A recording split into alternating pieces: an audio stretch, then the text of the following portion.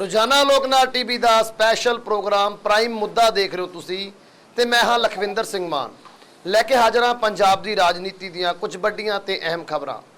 ਸਭ ਤੋਂ ਪਹਿਲਾਂ ਗੱਲਬਾਤ ਕਰਾਂਗੇ ਅੱਜ ਦੇ ਇਸ ਪ੍ਰੋਗਰਾਮ ਦੇ ਵਿੱਚ ਪ੍ਰਾਈਮ ਮੁੱਦੇ ਦੇ ਵਿੱਚ ਨਵਜੋਤ ਸਿੰਘ ਸਿੱਧੂ ਦੀ। ਨਵਜੋਤ ਸਿੰਘ ਸਿੱਧੂ ਦੇ ਵੱਲੋਂ ਜਿਨ੍ਹਾਂ ਵੱਲੋਂ ਅੱਜ ਇੱਕ ਤੋਂ ਇੱਕ ਬਾਤ ਕਈ ਟਵੀਟ ਕੀਤੇ ਨੇਗੇ ਕੀ ਨੇ ਟਵੀਟ ਦੇ ਵਿੱਚ ਕਿਹੜੇ ਮੁੱਦਿਆਂ ਨੂੰ ਉਠਾਉਣ ਦੀ ਕੋਸ਼ਿਸ਼ ਕੀਤੀ ਗਈ ਹੈ ਇਸ ਬਾਰੇ ਗੱਲਬਾਤ ਕਰਾਂਗੇ ਭਗਵੰਤ ਮਾਨ ਦੀ ਜਿਹੜੇ ਕਿ 12 ਅਪ੍ਰੈਲ ਨੂੰ ਅਮਿਤ ਸ਼ਾਹ ਦੇ ਨਾਲ ਮੁਲਾਕਾਤ ਕਰਨ ਦੇ ਲਈ ਦਿੱਲੀ ਜਾਣਗੇ। ਮੁਲਾਕਾਤ ਦੇ ਵਿੱਚ ਕਿਹੜੇ ਮੁੱਦਿਆਂ ਦੇ ਉੱਪਰ ਗੱਲਬਾਤ ਹੋਏਗੀ, ਸੋ ਕਿੰਨਾ ਮਸਲਿਆਂ ਨੂੰ ਹੱਲ ਕਰਨ ਦੀ ਕੋਸ਼ਿਸ਼ ਕੀਤੀ ਜਾਏਗੀ ਇਸ ਬਾਰੇ ਗੱਲਬਾਤ ਕਰਾਂਗੇ ਤੇ ਨਾਲ ਹੀ ਨਾਲ ਗੱਲਬਾਤ ਕਰਾਂਗੇ ਅੱਜ ਨੌਜਵਾਨਾਂ ਦੇ ਲਈ ਭਗਵੰਤ ਮਾਨ ਦੇ ਵੱਲੋਂ ਨੌਕਰੀਆਂ ਨੂੰ ਲੈ ਕੇ ਵੱਡਾ ਐਲਾਨ ਕੀਤਾ ਗਿਆ। ਕੀ ਆ ਉਹ ਐਲਾਨ ਇਸ ਬਾਰੇ ਵੀ ਗੱਲਬਾਤ ਕਰਾਂਗੇ ਤੇ ਗੱਲਬਾਤ ਕਰਨ ਦੇ ਲਈ ਮੇਰੇ ਨਾਲ ਜੁੜੇ ਹੋਏ ਨੇ ਰਾਜਨੀਤੀ ਸ਼ਾਸਤਰ ਦੇ ਉੱਘੇ ਵਿਦਵਾਨ ਪ੍ਰੋਫੈਸਰ ਡਾਕਟਰ ਕੁਲਦੀਪ ਸਿੰਘ। ਸਭ ਤੋਂ ਪਹਿਲਾਂ ਡਾਕਟਰ ਸਾਹਿਬ ਸਵਾਗਤ ਕਰਾਂਗੇ। ਡਾਕਟਰ ਸਾਹਿਬ ਸਵਾਗਤ ਹੈ ਜੀ ਪ੍ਰੋਗਰਾਮ ਦੇ ਵਿੱਚ। ਸ਼ੁਕਰੀਆ, ਮਿਹਰਬਾਨੀ ਲਖਵਿੰਦਰ ਮਾਨ ਜੀ। ਸੋ ਡਾਕਟਰ ਸਾਹਿਬ ਜਿਵੇਂ ਕਿ ਭਗਵੰਤ ਮਾਨ ਗੱਲ ਕਰ ਰਹੇ ਨੇ ਕਾਨੂੰਨ ਵਿਵਸਥਾ ਦੀ, ਬਾਹਰੋਂ ਵੀ ਲੋਕ ਇੱਥੇ ਆਉਣਗੇ ਉਹਨਾਂ ਬਾਰੇ ਬੜੀ ਦਲੀਲਾਂ ਦਿੰਦੇ ਰਹਿੰਦੇ ਨੇ, ਲੇਕਿਨ ਅੱਜ ਨਵਜੋਤ ਸਿੰਘ ਸਿੱਧੂ ਦੇ ਵੱਲੋਂ ਇੱਕ ਵੱਡੇ ਅਹਿਮ ਮੁੱਦੇ ਦੇ ਉੱਪਰ ਫਿਰ ਤੋਂ ਟਵੀਟ ਕੀਤੇ ਗਏ ਨੇ। ਭਾਵੇਂ ਕਿ ਪਿਛਲੇ ਕੁਝ ਦਿਨਾਂ ਤੋਂ ਲਗਾਤਾਰ ਨਵਜੋਤ ਸਿੰਘ ਸਿੱਧੂ ਦੇ ਵੱਲੋਂ ਮੁੱਦਿਆਂ ਨੂੰ ਚੱਕਿਆ ਜਾ ਰਿਹਾ, ਟਵੀਟ ਕੀਤੇ ਜਾ ਰਹੇ ਨੇ। ਅੱਜ ਉਹਨਾਂ ਨੇ ਫਿਰ ਇੱਕ ਟਵੀਟ ਇੱਕ ਲੜਕੀ ਨੂੰ ਟੈਗ ਕਰਕੇ, ਉਹਦੀ ਫੋਟੋ ਨੂੰ ਟੈਗ ਕਰਕੇ ਕਾਨੂੰਨ ਵਿਵਸਥਾ ਦੀ ਗੱਲ ਕੀਤੀ ਹੈ। ਟਵੀਟ ਦੇ ਵਿੱਚ ਉਹਨਾਂ ਨੇ ਕਿਹਾ ਕਿ ਕਿਸ ਤਰ੍ਹਾਂ ਲੜਕੀ ਨੂੰ ਬੰਨ੍ਹ ਕੇ ਉਸ ਦੀ ਕੁੱਟਮਾਰ ਕੀਤੀ ਗਈ ਹੈ। ਧਨੌਲਾ ਦੀ ਖਬਰ ਹੈ, ਉਸ ਦੇ ਉੱਪਰ ਟਵੀਟ ਆਇਆ। ਕਾਨੂੰਨ ਵਿਵਸਥਾ ਦੀ ਗੱਲ ਕੀਤੀ ਵੀ ਲਗਾਤਾਰ ਹਾਲਾਤ ਖਰਾਬ ਹੁੰਦੇ ਜਾ ਰਹੇ ਨੇ, ਹਰ ਦਿਨ ਗੋਲੀਬਾਰੀ ਹੋ ਰਹੀ ਹੈ, ਮਜ਼ਲੂਮਾਂ ਦੇ ਉੱਪਰ ਅਤਿਆਚਾਰ ਵੱਧਦੇ ਨੇ। ਤੇ ਦੂਸਰੇ ਪਾਸੇ ਉਹਨਾਂ ਨੇ ਗੱਲ ਕੀਤੀ ਹੈਗੀ ਕਣਕ ਦੇ ਸਮਰਥਨ ਮੁੱਲ ਦੀ, ਵੀ ਘੱਟੋ ਘੱਟ ਸਮਰਥਨ ਮੁੱਲ ਕਿੰਨਾ ਹੋਣਾ ਚਾਹੀਦਾ ਹੈ, ਕਿਉਂਕਿ ਜਿਸ ਤਰੀਕੇ ਦੇ ਨਾਲ ਉਹਨਾਂ ਨੇ ਰੂਸ ਤੇ ਯੂਕਰੇਨ ਦੀ ਲੜਾਈ ਦੀ ਗੱਲ ਕੀਤੀ ਹੈ ਵੀ ਅੰਤਰਰਾਸ਼ਟਰੀ ਪੱਧਰ ਤੇ ਜੇਕਰ ਕਣਕ ਦੇ ਮੁੱਲ ਦੀ ਗੱਲ ਕਰੀਏ ਤਾਂ ਕੀਮਤਾਂ ਬਹੁਤ ਉੱਚੀਆਂ ਹੋ ਚੁੱਕੀਆਂ ਨੇ, ਲੇਕਿਨ ਸਮਰਥਨ ਮੁੱਲ ਅਜੇ ਵੀ ਪੰਜਾਬ ਦੇ ਵਿੱਚ ਜਾਂ ਇੰਡੀਆ ਦੀ ਗੱਲ ਕਰੀਏ ਬਹੁਤ ਘੱਟ ਹੈਗਾ। ਸੋ ਉਸ ਬਾਰੇ ਵੀ ਗੱਲ ਕੀਤੀ ਹੈ। ਕਿਵੇਂ ਦੇਖ ਰਹੇ ਹੋ ਅੱਜ ਦੇ ਇਹਨਾਂ ਟਵੀਟਾਂ ਨੂੰ, ਕਿਵੇਂ ਦੇਖ ਰਹੇ ਹੋ ਅੱਜ ਉਹਨਾਂ ਨੇ ਜੋ ਕਾਨੂੰਨ ਵਿਵਸਥਾ ਦੀ ਗੱਲ ਕੀਤੀ ਹੈ ਤੇ ਨਾਲ ਘੱਟੋ ਘੱਟ ਸਮਰਥਨ ਮੁੱਲ ਦੀ ਗੱਲ ਕੀਤੀ ਹੈ? ਲਖਵਿੰਦਰ, ਜਿਹੜੀ ਗੱਲ ਕਣਕ ਨੂੰ ਲੈ ਕੇ ਨਵਜੋਤ ਸਿੰਘ ਸਿੱਧੂ ਨੇ ਕੀਤੀ ਆ ਉਹ ਇਹ ਕਿਹਾ ਹੈ ਕਿ ਹੁਣ ਜਦੋਂ ਅੰਤਰਰਾਸ਼ਟਰੀ ਮਾਰਕੀਟ ਵਿੱਚ ਕਣਕ ਦੇ ਭਾਅ ਵੱਧ ਗਏ ਨੇ, ਕਿਉਂ ਵਧੇ ਨੇ? ਇਸ ਕਰਕੇ ਕਿ ਯੂਕਰੇਨ ਤੇ ਰਸ਼ੀਆ ਦੀ ਲੜਾਈ ਤੋਂ ਬਾਅਦ ਅੰਤਰਰਾਸ਼ਟਰੀ ਮਾਰਕੀਟ ਵਿੱਚ ਕਣਕ ਦੀ ਜਿਹੜੀ ਸਪਲਾਈ ਹੈ ਉਹ ਕਣਕ ਤੋਂ ਇਲਾਵਾ ਵੀ ਖੈਰ ਹੋਰ ਫਸਲਾਂ ਉੱਥੇ ਪੈਦਾ ਹੁੰਦੀਆਂ ਨੇ, ਯਾਨੀ ਕਿ ਜਿਹੜੇ ਫੂਡ ਪ੍ਰੋਡਕਟ ਦੀ ਸ਼ਾਰਟੇਜ ਆਉਣ ਦੀ ਸੰਭਾਵਨਾ ਪੈਦਾ ਹੋ ਗਈ ਆ, ਕਿਉਂਕਿ ਇਹ ਦੋ ਮੁਲਕ ਇੱਕ ਮੇਜਰ ਸ਼ੇਅਰ ਯਾਨੀ ਕਿ 1/4 ਜਿਹੜੀ ਸਪਲਾਈ ਹੈਗੀ ਆ 25% ਲਗਭਗ ਫੂਡ ਸਪਲਾਈ ਦਾ ਹਿੱਸਾ ਯੂਕਰੇਨ ਤੇ ਰਸ਼ੀਆ ਦੇ ਖਿੱਤੇ ਵਿੱਚੋਂ ਆਉਂਦਾ ਹੈ। ਸੋ ਜਿਹਦੇ ਕਰਕੇ ਅੰਤਰਰਾਸ਼ਟਰੀ ਮਾਰਕੀਟ ਵਿੱਚ ਫੂਡ ਪ੍ਰੋਡਕਟ ਦੀ ਸਪਲਾਈ ਡਿਸਰਪਟ ਹੋਈ ਆ। ਡਿਸਰਪਟ ਹੋਣ ਤੋਂ ਬਾਅਦ ਅੰਤਰਰਾਸ਼ਟਰੀ ਮਾਰਕੀਟ ਵਿੱਚ ਖਾਦ ਪਦਾਰਥਾਂ ਦੀਆਂ ਕੀਮਤਾਂ ਵਧੀਆਂ ਨੇ, ਇਹ ਗੱਲ ਸੱਚ ਹੈਗੀ ਆ, ਪਰੰਤੂ ਇਹ ਪੂਰਨ ਸੱਚ ਨਹੀਂ ਹੈਗਾ। ਇਹਦੇ ਨਾਲ ਇਸ ਸੱਚ ਦੇ ਸੰਬੰਧ ਵਿੱਚ ਦੋ ਤਿੰਨ ਗੱਲਾਂ ਮੈਂ ਦੱਸਾਂਗਾ। ਪਹਿਲੀ ਚੀਜ਼, ਮੰਗੋ ਇਹਨਾਂ ਨੇ ਇਹ ਕੀਤੀ ਹੈ ਕਿ MSP ਤੋਂ ਵਧਾ ਕੇ MSP ਤੋਂ ਵੱਧ ਭਾਅ ਦੇ ਕੇ ਕਣਕ ਦੀ ਖਰੀਦੋ ਫਰੋਖਤ ਕੀਤੀ ਜਾਵੇ। ਜਿਹੜੀ ਇੰਡੀਆ ਦੀ ਕਣਕ ਹੈ ਨਾ, ਉਹ ਇੰਟਰਨੈਸ਼ਨਲ ਮਾਰਕੀਟ ਵਿੱਚ ਹੁਣ ਤੱਕ ਤਾਂ ਖਰੇ ਸਿਚੁਏਸ਼ਨ ਰਹੀ ਹੈ, ਇਸ ਕਰਕੇ ਨਹੀਂ ਸੀ ਵਿਕਦੀ ਕਿਉਂਕਿ ਜਿਸ ਭਾਅ ਤੇ ਅਸੀਂ ਕਣਕ ਪ੍ਰੋਡਿਊਸ ਕਰਦੇ ਹਾਂ ਇਹ ਤੋਂ ਘੱਟ ਭਾਅ ਤੇ ਇੰਟਰਨੈਸ਼ਨਲ ਮਾਰਕੀਟ ਵਿੱਚ ਕਣਕ ਅਵੇਲੇਬਲ ਸੀਗੀ। ਇਹ ਇੱਕ ਮੇਜਰ ਕਾਰਨ ਸੀਗਾ ਜਿਹਦੇ ਕਰਕੇ ਇੰਡੀਆ ਦੀ ਕਣਕ ਦੀ ਇੰਟਰਨੈਸ਼ਨਲ ਮਾਰਕੀਟ ਵਿੱਚ ਕੋਈ ਬਹੁਤ ਵੱਡੀ ਡਿਮਾਂਡ ਨਹੀਂ ਰਹੀ। ਦੂਜੀ ਗੱਲ, ਜਿਹੜੀ ਕੁਆਲਿਟੀ ਪੱਖੋਂ ਵੀ ਕਈ ਮੁਲਕਾਂ ਵਿੱਚ ਜਿਹੜੀ ਇੰਡੀਆ ਦੀ ਕਣਕ ਹੈ ਉਹ ਕੁਆਲਿਟੀ ਪੱਖੋਂ ਵੀ ਜਿਹੜੀ ਪ੍ਰੋਡਿਊਸ ਇਹਨਾਂ ਮੁਲਕਾਂ 'ਚੋਂ ਆਉਂਦੀ ਆ ਉਹਦੇ ਤੋਂ ਬੈਟਰ ਨਹੀਂ ਸੀ ਮੰਨੀ ਜਾਂਦੀ। ਸੋ ਇਸ ਕਰਕੇ ਚਾਹੇ ਨਵਜੋਤ ਸਿੰਘ ਸਿੱਧੂ ਨੇ ਟਵੀਟ ਕਰ ਦਿੱਤਾ, ਪਰੰਤੂ ਸਪਲਾਈ ਘਟਣ ਨਾਲ ਆਟੋਮੈਟਿਕ ਇੰਡੀਆ ਦੀ ਕਣਕ ਦੀ ਇੰਟਰਨੈਸ਼ਨਲ ਮਾਰਕੀਟ ਵਿੱਚ ਡਿਮਾਂਡ ਪੈਦਾ ਹੋ ਜਾਵੇ, ਇੱਦਾਂ ਦੀ ਗੱਲ ਮੈਨੂੰ ਨਜ਼ਰ ਨਹੀਂ। ਹਾਂ, ਇਹ ਗੱਲ ਜ਼ਰੂਰ ਹੈ ਕਿ ਜਦੋਂ ਹੁਣ ਅੰਤਰਰਾਸ਼ਟਰੀ ਮਾਰਕੀਟ ਵਿੱਚ ਜਿਹੜੀ ਪ੍ਰਕਿਰਿਆ ਹਿੰਦੁਸਤਾਨ ਵਿੱਚ ਅਡਾਪਟ ਕੀਤੀ ਜਾਂਦੀ ਹੈ MSP ਨੂੰ ਫਿਕਸ ਕਰਨ ਲਈ, ਮੈਂ ਉਹਦੇ ਬਾਰੇ ਦੱਸ ਰਿਹਾ ਸੀਗਾ ਕਿ ਕੇਂਦਰ ਦੁਆਰਾ ਇੱਕ ਕਮਿਸ਼ਨ ਹੈ, ਸ਼ਾਇਦ ਉਹਦਾ ਨਾਂ ਹੈਗਾ ਐਗਰੀਕਲਚਰ ਪ੍ਰਾਈਸ ਕਮਿਸ਼ਨ, ਸ਼ਾਇਦ ਹੁਣ ਨਾਂ ਉਹਦਾ ਕੁਝ ਹੋਰ ਰੱਖ ਦਿੱਤਾ ਗਿਆ ਜੀ। ਉਹ ਪ੍ਰਾਈਮ ਮਿਨਿਸਟਰ ਦੀ ਅਗਵਾਈ ਹੇਠ ਕੰਮ ਕਰਦਾ ਹੈ। ਉਹ ਕਮਿਸ਼ਨ ਕਾਸਟ ਆਫ ਪ੍ਰੋਡਕਸ਼ਨ ਨੂੰ ਆਧਾਰ ਬਣਾ ਕੇ ਇਹਨਾਂ ਫਸਲਾਂ ਦੀਆਂ MSP ਨਿਰਧਾਰਿਤ ਕਰਦਾ ਹੈ। ਸੋ MSP ਨਿਰਧਾਰਿਤ ਕਰਨ ਦੀ ਇੱਕ ਆਪਣੀ ਪ੍ਰਕਿਰਿਆ ਹੈਗੀ। ਹਾਂ ਇਹ ਹੈ ਜੇ ਕਿਸੇ ਕਾਰਨਾਂ ਕਰਕੇ ਕਿਸਾਨਾਂ ਦਾ ਝਾੜ ਘਟ ਜਾਵੇ ਜਾਂ ਕੋਈ ਕੁਦਰਤੀ ਆਫਤ ਆ ਜਾਵੇ, ਫਿਰ ਕਿਸਾਨ ਜਥੇਬੰਦੀਆਂ ਇਹ ਮੰਗ ਕਰਦੀਆਂ ਹੁੰਦੀਆਂ ਨੇ ਕਿ ਕਿਸਾਨਾਂ ਨੂੰ ਬੋਨਸ ਦਿੱਤਾ ਜਾਵੇ। ਸੋ ਜਿਹੜੀ ਗੱਲ ਨਵਜੋਤ ਸਿੰਘ ਸਿੱਧੂ ਕਹਿ ਰਹੇ ਨੇ ਕਿ MSP ਤੋਂ ਵੱਧ ਪ੍ਰਾਈਸ ਹਿੰਦੁਸਤਾਨ ਦੀ ਸਰਕਾਰ ਕਿਸਾਨਾਂ ਨੂੰ ਦੇਵੇ, ਉਹ ਤਾਂ ਹੋ ਨਹੀਂ ਸਕਦਾ, ਕਿਉਂਕਿ ਐਗਰੀਕਲਚਰ ਪ੍ਰਾਈਸ ਕਮਿਸ਼ਨ ਪਹਿਲਾਂ ਹੀ ਪ੍ਰਾਈਸਿਸ ਫਿਕਸ ਕਰ ਦਿੰਦਾ। ਤੇ ਦੂਜੀ ਗੱਲ ਤੁਹਾਨੂੰ ਮੈਂ ਕਹਿ ਰਿਹਾ ਸੀਗਾ ਕਿ ਇੰਡੀਆ ਦੀ ਕਣਕ ਦੀ ਇੰਟਰਨੈਸ਼ਨਲ ਮਾਰਕੀਟ ਵਿੱਚ ਕੋਈ ਹੁਣ ਤੱਕ ਤੇ ਡਿਮਾਂਡ ਰਹੀ ਨਹੀਂ। ਉਹਦੇ ਕਾਰਨ ਦੋ ਦੱਸੇ ਸੀਗੇ। ਹਾਂ ਇਹ ਗੱਲ ਜ਼ਰੂਰ ਹੈ ਕਿ ਇੱਕ ਆਧਾਰ ਬਣ ਜਾਂਦਾ ਜਿਸ ਆਧਾਰ ਤੇ ਤੁਸੀਂ ਇਹ ਕਹਿ ਸਕਦੇ ਹੋ ਕਿ ਕਿਉਂਕਿ ਅੰਤਰਰਾਸ਼ਟਰੀ ਮਾਰਕੀਟ ਵਿੱਚ ਕਣਕ ਦੀ ਪ੍ਰਾਈਸਿਸ ਵੱਧ ਗਈ ਹੈ, ਇਸ ਕਰਕੇ ਇੰਡੀਆ ਵਿੱਚ ਵੀ ਕਿਸਾਨਾਂ ਨੂੰ ਬੋਨਸ ਦੇ ਰੂਪ ਵਿੱਚ ਵੱਧ ਭਾਅ ਮਿਲਣਾ ਚਾਹੀਦਾ। ਇਸ ਕਿਸਮ ਦੀ ਵੈਸੇ ਤੁਹਾਨੂੰ ਮੈਂ ਦੱਸ ਦਿਆਂ ਵੱਡੇ ਮੁੱਦੇ ਲੱਕੀ ਮਾਨ ਇਹ ਰਹੇ ਨੇ, ਜਦੋਂ ਕਦੇ ਵੀ ਕੇਂਦਰ ਦੀ ਸਰਕਾਰ ਜਿਹੜੀ ਆਪਣਾ MSP ਨਿਰਧਾਰਿਤ ਕਰਦੀ ਹੈ ਤੇ ਬਹੁਤੀਆਂ ਫਸਲਾਂ ਉਹ ਨੇ ਜਿਨ੍ਹਾਂ ਦੀ MSP ਫਿਕਸ ਹੋ ਜਾਂਦੀ ਹੈ ਪਰ ਕੇਂਦਰ ਦੀ ਸਰਕਾਰ ਪਰਚੇਜ ਨਹੀਂ ਕਰਦੀ ਜੀ। ਕਣਕ ਤੇ ਝੋਨਾ ਉਹ ਫਸਲਾਂ ਨੇ ਜਿੱਥੇ MSP ਸੈਂਟਰ ਗਵਰਨਮੈਂਟ ਡਿਕਲੇਅਰ ਕਰਦੀ ਹੈ ਤੇ ਨਾਲ ਖਰੀਦ ਵੀ ਕਰਦੀ ਹੈ, ਔਰ ਖਰੀਦ ਪੰਜਾਬ, ਹਰਿਆਣਾ ਤੇ ਕੁਝ ਸੂਬਿਆਂ 'ਚ ਹੀ ਕਰਦੀ ਹੈ, ਸਾਰੇ ਹਿੰਦੁਸਤਾਨ ਵਿੱਚ ਨਹੀਂ ਕਰਦੀ ਹੈਗੀ ਜੀ। ਪਰੰਤੂ ਹੁੰਦਾ ਕੀ ਰਿਹਾ ਹੁਣ ਤੱਕ, ਜਦੋਂ ਕਦੇ ਵੀ ਝੋਨੇ ਦੀ, ਕਣਕ ਦੀ ਜਾਂ ਬਾਕੀ ਫਸਲਾਂ ਦੀ ਜਦੋਂ ਕਦੇ ਕੇਂਦਰ ਦੀ ਸਰਕਾਰ ਨੇ ਜਿਹੜੀ MSP ਜਦੋਂ ਡਿਕਲੇਅਰ ਕਰਦੇ ਨੇ, ਹਮੇਸ਼ਾ ਕਿਸਾਨਾਂ ਦਾ ਇਤਰਾਜ਼ ਇਹ ਰਿਹਾ ਕਿ ਜਿਹੜੀ ਤੁਸੀਂ MSP ਡਿਕਲੇਅਰ ਕਰ ਰਹੇ ਹੋ ਉਹ ਘੱਟ ਹੈ, ਸਾਡੀ ਕਾਸਟ ਜ਼ਿਆਦਾ। ਜੇ ਤੁਹਾਨੂੰ ਯਾਦ ਹੋਵੇ ਕੁਝ ਸਮਾਂ ਪਹਿਲਾਂ ਸਵਾਮੀਨਾਥਨ ਕਮਿਸ਼ਨ ਦਾ ਬਹੁਤ ਜ਼ਿਕਰ ਹੋਇਆ, ਜਦੋਂ 2014 ਵਿੱਚ BJP ਦੀ ਸਰਕਾਰ ਪਾਵਰ ਵਿੱਚ ਆਈ। BJP ਨੇ ਪਾਵਰ 'ਚ ਆਉਣ ਤੋਂ ਪਹਿਲਾਂ ਕਿਹਾ ਕਿ ਅਸੀਂ ਸਵਾਮੀਨਾਥਨ ਕਮਿਸ਼ਨ ਦੀ ਜਿਹੜੀ ਰਿਪੋਰਟ ਆ ਲਾਗੂ ਕਰਾਂਗਾ। ਉਹਦੇ ਵਿੱਚ ਕੀ ਸੀਗਾ ਕਿ ਕਾਸਟ ਤੋਂ 50% ਪ੍ਰੋਫਿਟ, ਜਿਹੜੀ ਕਾਸਟ ਤੋਂ ਇਲਾਵਾ ਕਾਸਟ ਪਲੱਸ 50% ਨੂੰ ਆਧਾਰ ਬਣਾ ਕੇ MSP ਫਿਕਸ ਕੀਤੀ ਜਾਵੇਗੀ। ਬਾਅਦ ਵਿੱਚ ਕੇਂਦਰ ਦੀ ਸਰਕਾਰ ਉਹਦੇ ਤੋਂ ਭੱਜ ਗਈ। ਸੋ ਉਸ ਮੁਤਾਬਕ MSP ਫਿਕਸ ਨਹੀਂ ਹੁੰਦੀ, ਨਾ ਪਹਿਲਾਂ ਹੁੰਦੀ ਹੈ ਨਾ ਐਤਕੀ ਹੋਈ ਹੈ। ਠੀਕ ਹੈ ਜੀ। ਸੋ ਇਹ ਜਿਹੜੇ ਮੁੱਦੇ ਨੇ ਕਿਸਾਨਾਂ ਦੇ ਅਸਲੀ ਮੁੱਦੇ ਇਹ ਨੇ। ਇਸ ਕਰਕੇ ਜੇ ਨਵਜੋਤ ਸਿੰਘ ਸਿੱਧੂ ਨੇ ਵਾਕਿਆ ਹੀ ਕਿਸਾਨਾਂ ਦੀ ਲੜਾਈ ਲੜਨੀ ਹੈ, ਫਿਰ ਮੰਗ ਇਹ ਬਣਦੀ ਹੈ ਕਿ ਜਿਵੇਂ ਹਮੇਸ਼ਾ ਹੀ ਕਿਸਾਨਾਂ ਨੂੰ ਇਹ ਇਤਰਾਜ਼ ਰਹਿੰਦਾ ਹੈ ਕਿ MSP ਜਿਹੜੀ ਹੈਗੀ ਹੈ ਉਹ ਕਾਸਟ ਆਫ ਪ੍ਰੋਡਕਸ਼ਨ ਤੋਂ ਘੱਟ ਫਿਕਸ ਕੀਤੀ ਜਾਂਦੀ ਹੈ। ਦੂਜਾ ਇਤਰਾਜ਼ ਹਮੇਸ਼ਾ ਹੀ ਰਹਿੰਦਾ, ਜਿਹੜਾ ਸੱਚ ਵੀ ਹੈਗਾ, ਕਿ ਜਿਹੜੀਆਂ ਫਸਲਾਂ ਦੀ MSP ਡਿਕਲੇਅਰ ਕੀਤੀ ਜਾਂਦੀ ਆ ਉਹ ਸਾਰੀਆਂ ਫਸਲਾਂ ਕੇਂਦਰ ਦੀ ਸਰਕਾਰ ਪਰਚੇਜ ਨਹੀਂ ਕਰਦੀ। ਇਹ ਮੁੱਖ ਮੰਗਾਂ ਨੇ ਕਿਸਾਨਾਂ ਦੀਆਂ। ਇਹੀ ਮੁੱਖ ਮੁੱਦੇ ਸੀਗੇ ਜਦੋਂ ਕਿਸਾਨਾਂ ਨੇ 3 ਕਾਨੂੰਨਾਂ ਦੀ ਵਾਪਸੀ ਨੂੰ ਆਧਾਰ ਬਣਾ ਕੇ ਲੜਾਈ ਲੜੀ। ਸੋ ਜਿਹੜੀ ਇੱਕ ਗੱਲ ਚੁੱਕ ਕੇ ਨਵਜੋਤ ਸਿੰਘ ਸਿੱਧੂ ਕਰ ਰਹੇ ਨੇ, ਚਾਹੇ ਉਹ ਸੱਚ ਹੈ, ਪਰੰਤੂ ਉਹਦਾ ਜਿਹੜਾ ਸੰਪੂਰਨ ਰੂਪ ਵਿੱਚ ਕੰਟੈਕਸਟ ਆ ਬਣਦਾ ਜਿਹੜਾ ਤੁਹਾਨੂੰ ਮੈਂ ਦੱਸ ਰਿਹਾ। ਬਿਲਕੁਲ ਸਰ, ਬਿਲਕੁਲ ਸਰ। ਦੂਸਰੀ ਉਹਨਾਂ ਨੇ ਇੱਕ ਟਵੀਟ ਕੀਤਾ ਸੀ ਜੇ ਕਾਨੂੰਨ ਵਿਵਸਥਾ ਨੂੰ ਲੈ ਕੇ ਧਨੌਲੇ ਦੀ ਵਾਪਰੀ ਇੱਕ ਘਟਨਾ ਦੀ ਉਹਨਾਂ ਨੇ ਇੱਕ ਫੁਟੇਜ ਵੀ ਜਾਰੀ ਕੀਤੀ, ਜਿੱਥੇ ਉਹਨਾਂ ਵੱਲੋਂ ਇਹ ਲਿਖਿਆ ਗਿਆ ਸੀ ਇੱਕ ਲੜਕੀ ਨੂੰ ਵੀ ਹੱਥ ਪੈਰ ਬੰਨ੍ਹ ਕੇ ਉਹਦੀ ਕੁੱਟਮਾਰ ਕੀਤੀ ਗਈ ਤੇ ਵੱਡਾ ਸਵਾਲ ਖੜਾ ਕੀਤਾ ਦੀ ਕਾਨੂੰਨ ਵਿਵਸਥਾ ਦੇ ਉੱਪਰ, ਪੰਜਾਬ ਸਰਕਾਰ ਦੇ ਉੱਪਰ, ਤੇ ਇੱਕ ਚੈਲੰਜਿੰਗ ਟਵੀਟ ਕੀਤਾ ਸੀਗਾ। ਉਸ ਟਵੀਟ ਬਾਰੇ, ਉਸ ਟਵੀਟ ਦੀ ਸੱਚਾਈ ਕੀ ਹੈ ਜੀ?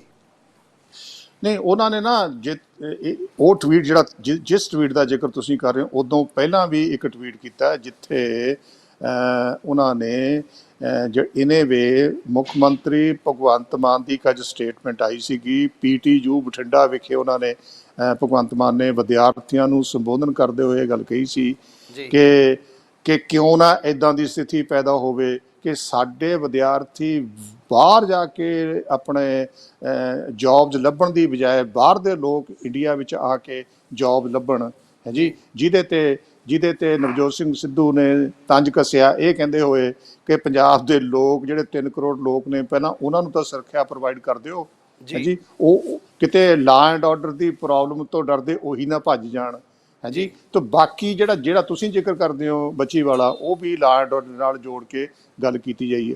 ਲੱਕੀ ਮਾਨ, ਇਹ ਗੱਲ ਸੱਚ ਹੈ ਕਿ ਪਿਛਲੇ ਕੁਝ ਦਿਨਾਂ ਵਿੱਚ ਪੰਜਾਬ ਵਿੱਚ ਇਸ ਕਿਸਮ ਦੀਆਂ ਵਾਰਦਾਤਾਂ, ਮੰਦਭਾਗੀਆਂ ਵਾਰਦਾਤਾਂ ਹੋਈਆਂ ਨੇ। ਕਬੱਡੀ ਦੇ ਪਲੇਅਰ ਦੇ ਮਰਡਰ ਹੋਏ ਹੈ ਜੀ, ਹੋਰ ਵਾਦ ਵਿਵਾਦਾਂ ਨੂੰ ਲੈ ਕੇ ਮਰਡਰ ਹੋਏ, 18-19 ਮੌਤਾਂ ਇਸ ਕਿਸਮ ਦੀਆਂ ਪੰਜਾਬ ਵਿੱਚ ਪਿਛਲੇ ਦਿਨਾਂ ਵਿੱਚ ਹੋਈਆਂ। ਪਰੰਤੂ ਮੈਂ ਫਿਰ ਵੀ ਜੇ ਦੇਖਿਆ ਜਾਵੇ ਅੱਜ ਬੜੀ ਵੱਡੀ ਅੰਮ੍ਰਿਤਸਰ ਦੀ ਪੁਲਿਸ ਨੇ ਇਸ ਫਰੰਟ ਤੇ ਪ੍ਰਾਪਤੀ ਵੀ ਕੀਤੀ ਆ। ਮੇਰੀ ਸੋਚ ਇਹ ਹੈਗੀ ਆ ਕਿ ਜਿਹੜਾ ਪੰਜਾਬ ਵਿੱਚ ਗੈਂਗਸ ਪੈਦਾ ਹੋ ਗਏ ਨੇ ਉਹਨਾਂ ਨੂੰ ਨੱਥ ਪਾਉਣਾ ਇੱਕ ਦਿਨ ਦਾ ਕੰਮ ਨਹੀਂ ਹੈਗਾ ਜੀ। ਜਦੋਂ ਲੋਕਾਂ ਦਾ ਇੱਕ ਜਦੋਂ ਨਾ ਤੁਹਾਡਾ ਕ੍ਰਾਈਮ ਪ੍ਰੋਫੈਸ਼ਨ ਬਣ ਜਾਵੇ, ਫਿਰ ਤੁਸੀਂ ਕ੍ਰਾਈਮ ਵਿੱਚੋਂ ਲੋਕਾਂ ਨੂੰ ਕੱਢਣਾ ਹੈ, ਉਹ ਇੱਕ ਦਿਨ ਦਾ ਕੰਮ ਨਹੀਂ ਹੁੰਦਾ। ਲੋਕਾਂ ਕੋਲ ਇੱਕ ਈਜ਼ੀ ਮਨੀ ਵਾਲਾ ਸਿਸਟਮ ਪੈਦਾ ਹੋ ਗਿਆ, ਲੋਕਾਂ ਕੋਲ ਵੈਪਨਸ ਆ ਗਏ, ਲੋਕਾਂ ਕੋਲ ਮਤਲਬ ਬਾਕੀ ਲੋਕਾਂ ਨਾਲ ਇੱਕ ਰਿਸ਼ਤਾ ਕਾਇਮ ਹੋ ਗਿਆ, ਜਿੱਥੇ ਤੁਸੀਂ ਕ੍ਰਾਈਮ ਦੇ ਆਧਾਰ ਤੇ ਰੋਜੀ ਰੋਟੀ ਕਮਾ ਕੇ ਪੈਸਾ ਕਮਾਉਣ ਦੀ ਗੱਲ ਨੂੰ ਆਪਣਾ ਪ੍ਰੋਫੈਸ਼ਨ ਬਣਾ ਲਿਆ। ਹੁਣ ਇਸ ਚੀਜ਼ ਨੂੰ ਖਤਮ ਓਵਰਨਾਈਟ ਨਹੀਂ ਕੀਤਾ ਜਾ ਸਕਦਾ। ਇਹ ਨੈਕਸਸ ਪਿਛਲੇ ਸਮੇਂ ਵਿੱਚ ਪੈਦਾ ਹੋਇਆ, ਬੜੀ ਮੰਦਭਾਗੀ ਗੱਲ ਹੈ। ਔਰ ਕਈ ਸਾਲਾਂ ਤੋਂ ਅਸੀਂ ਇਹ ਗੱਲ ਸੁਣ ਰਹੇ ਹਾਂ ਕਿ ਜਿਹੜਾ ਕ੍ਰਾਈਮ ਹੈ ਉਹਦਾ ਨੇੜੇ ਦਾ ਰਿਸ਼ਤਾ ਡਰੱਗਸ ਨਾਲ ਹੋ ਗਿਆ। ਸੋ ਡਰੱਗਸ ਵਾਲੇ ਵਿਅਕਤੀ ਕ੍ਰਾਈਮਸ ਕਰਦੇ ਨੇ। ਈਵਨ ਜੇ ਲੱਕੀ ਮਾਰ ਅਸੀਂ ਗਲੋਬਲੀ ਗੱਲ ਕਰੀਏ ਨਾ, ਅੰਤਰਰਾਸ਼ਟਰੀ ਪੱਧਰ ਤੇ ਜਿੱਥੇ ਕਿਤੇ ਵੀ ਡਰੱਗਸ ਵਾਲਾ ਧੰਦਾ ਚੱਲਦਾ ਉੱਥੇ ਕ੍ਰਾਈਮਸ ਵੀ ਨਾਲ ਚੱਲਦਾ ਹੈ, ਕਿਉਂਕਿ ਡਰੱਗਸ ਲੈਂਡਲੌਰਡ ਜਿਹੜੇ ਨੇ ਉਹ ਕ੍ਰਿਮੀਨਲ ਐਲੀਮੈਂਟ ਨੂੰ ਵਰਤ ਕੇ ਆਪਣਾ ਧੰਦਾ ਚਲਾਉਂਦੇ ਨੇ। ਸੋ ਜਦੋਂ ਇਹ ਲੜਾਈ ਡਰੱਗਸ ਦੇ ਅਗੇਂਸਟ ਕੋਈ ਵੀ ਸਰਕਾਰ ਚਲਾਏਗੀ, ਫਿਰ ਜਿਹੜੇ ਕ੍ਰਿਮੀਨਲ ਐਲੀਮੈਂਟਸ ਨੇ ਉਹਨਾਂ ਨੂੰ ਵੀ ਇਨ ਦਾ ਲੌਂਗ ਰਨ ਨੱਥ ਪਾਈ ਜਾ ਸਕਦੀ ਹੈ। ਜਿਹੜੀ ਗੱਲ ਤੁਸੀਂ ਬੱਚੀ ਦੀ ਕਰਦੇ ਹੋ, ਸੁਣਨ 'ਚ ਇਹ ਆਇਆ ਕਿ ਬੱਚੀ ਨੂੰ ਬੰਨ੍ਹ ਕੇ ਸੜਕ ਤੇ ਸੁੱਟ ਦਿੱਤਾ ਗਿਆ, ਪਰ ਇਹ ਨਹੀਂ ਸੁਣਨ 'ਚ ਆਇਆ ਕਿ ਉਹਦੇ 'ਚ ਕੋਈ ਸਾਡੀ ਪੁਲਿਸ ਆਪਣੇ ਪਰਸੋਨਲ ਦਾ ਕੋਈ ਰੋਲ ਹੈਗਾ। ਤੁਸੀਂ ਦੇਖਿਆ ਹੋਣਾ ਸਾਡੇ ਪੰਜਾਬ ਦੇ ਪਿੰਡਾਂ ਵਿੱਚ ਮਾੜੀ ਗੱਲ ਹੈ, ਪਰੰਤੂ ਇਹ ਕੀ ਹੁੰਦਾ ਹੈ ਕਿ ਜਿਹੜੇ ਇਸ ਕਿਸਮ ਦੇ ਮੈਂਟਲੀ ਰਿਟਾਰਡਡ ਲੋਕ ਨੇ ਉਹਨਾਂ ਨੂੰ ਕਈ ਵਾਰ ਲੋਕ ਘਰੋਂ ਕੱਢ ਦਿੰਦੇ ਨੇ, ਕਈ ਵਾਰ ਮੰਜੇ ਨਾਲ ਬੰਨ੍ਹ ਕੇ ਬਿਠਾ ਦਿੰਦੇ ਨੇ, ਕਈ ਵਾਰ ਉਹਨੂੰ ਸੰਗਲ ਲਾ ਦਿੰਦੇ ਨੇ। ਇਸ ਕਿਸਮ ਦੀਆਂ ਮੰਦਭਾਗੀਆਂ ਘਟਨਾਵਾਂ ਹੁੰਦੀਆਂ ਨੇ ਕਿਉਂਕਿ ਲੋਕਾਂ ਵਿੱਚ ਉਸ ਲੈਵਲ ਦੀ ਨਾ ਤਾਂ ਅਵੇਅਰਨੈਸ ਹੈਗੀ ਆ, ਨਾ ਹੀ ਮੈਂਟਲ ਇਲਨੈਸ ਦਾ ਇਲਾਜ ਹੈਗਾ ਹੈ ਜੀ। ਸੋ ਇਹ ਗੱਲ ਵਾਪਰੀ ਹੈ, ਇਹਨੂੰ ਆਪਾਂ ਮੰਦਭਾਗੀ ਕਵਾਂਗੇ, ਇਹਨੂੰ ਆਪਾਂ ਕੰਡੈਮ ਕਰਾਂਗੇ। ਪਰੰਤੂ ਸਰਕਾਰ ਜੇ ਤਾਂ ਸਰਕਾਰ ਦੀ ਪੁਲਿਸ ਇਸ ਗੱਲ ਵਿੱਚ ਲੋੜੀਂਦੀ ਕਾਰਵਾਈ ਨਾ ਕਰੇ, ਫਿਰ ਆਪਾਂ ਸਰਕਾਰ ਨੂੰ ਕੋਸ ਸਕਦੇ ਹਾਂ। ਜੇ ਸਰਕਾਰ ਦੇ ਪੁਲਿਸ ਦੇ ਕਿਸੇ ਵਿਅਕਤੀ ਨੇ ਇਹ ਕੁਛ ਕੀਤਾ, ਫਿਰ ਹੋਰ ਵੀ ਮਾੜੀ ਗੱਲ ਹੈ।